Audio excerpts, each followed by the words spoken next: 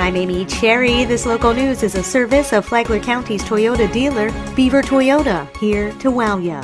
One person is dead and 3 hurt in a crash on I95 on the Flagler-St. John's line. Tony Magoo reports. Jose Vasquez Trujillo, a 25-year-old Palm Coast man who was a passenger in a car heading north on Interstate 95 at US 1 exit in St. Augustine near the Flagler County line, was killed when the driver lost control changing lanes. Dair M. Olivo Oquendo, 25 of Sanford, was driving north in a 2004 Toyota Corolla when she lost control while changing lanes, entered the median, and struck a guardrail, triggering a multi-vehicle crash. Oquendo was transported to Halifax Health with serious injuries. Neither she nor Vasquez Trujillo were wearing seatbelts, according to a report. One of the other vehicles involved in this accident carried Jonathan Dion, a 39-year-old from Quebec. His passenger, Karine LaFrance, 34, also of Quebec. Neither suffered any injuries. 2 girls ages 6 and 8 in the Dion vehicle were transported to Advent Health Palm Coast with minor injuries. The 4:48 a.m. crash shut down all northbound lanes of I-95 at the US 1 exit and backed traffic up about 5 miles. For Flagler's Morning News,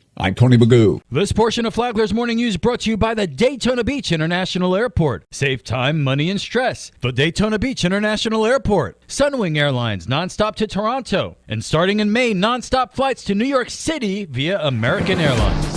The Flagler County Commission is holding a special meeting Monday to determine who will serve as interim county administrator. Craig Coffey, who had faced termination, is resigning effective today. Commission Chairman Donald O'Brien. Each one of the commissioners has different ideas about how we should do that and who that might be. So rather than trying to do that haphazardly, the only way that we can really communicate in an open dialogue process is through a workshop. So that's the intention. O'Brien says he'd also like to jumpstart the process of identifying a permanent candidate. There's a number of firms that we can reach out to get requests for proposals from them to consultants for the recruitment process, and I want to discuss that with my fellow commissioners as well. Who might replace Craig Coffey as Flagler County's administrator since he's resigned? Someone who might have been considered to be the interim county administrator was Sally Sherman. Commission Chair Donald O'Brien said Sally Sherman might have had a good reason to retire.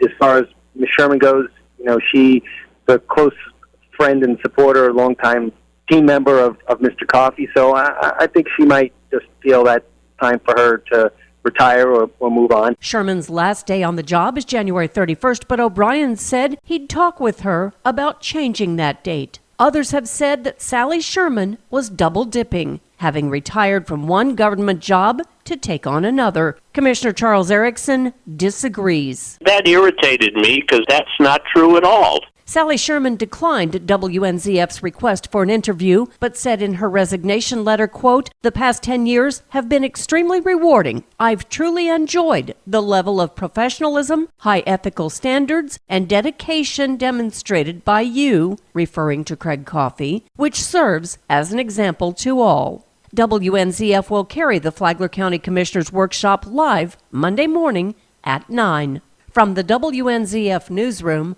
I'm Deb Albertson.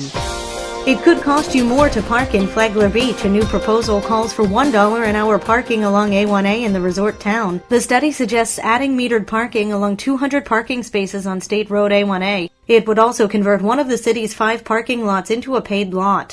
Fees could be paid by credit card if you don't mind tacking on an extra 35-cent fee. The parking charges would be seasonal between May through September, between 8 a.m. and 6 p.m. Other parking in the city would remain free, but you'd have a time limit of 3 hours. Violators would face a $20 fine. The study says the plan would bring in an additional $300,000 in revenue in the first few years, but it would also cost the city a pretty penny to establish and enforce. Operating expenses would cost $200,000 annually. Proponents say paid parking would bring in additional revenue while burdening tourists over residents. Opponents say it might negatively impact tourism and make day trips out of reach for some, while overall making the beach less friendly and inviting.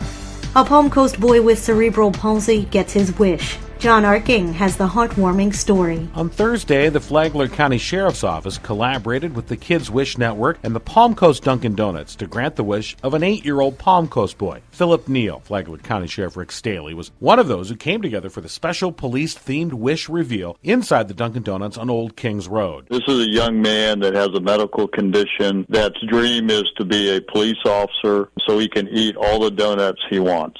and just a great time at Dunkin' Donuts on Old Kings today. We appreciate them supporting this young man and allowing us to join in and make his day. Philip, who has cerebral palsy, was made an honorary deputy of the Flagler County Sheriff's Office and presented with a backpack full of Sheriff's Police Athletic League goodies and other gear. From the WNZF Newsroom, I'm John Arking. And now you're up to date on Flagler's Morning News. I'm Amy Cherry.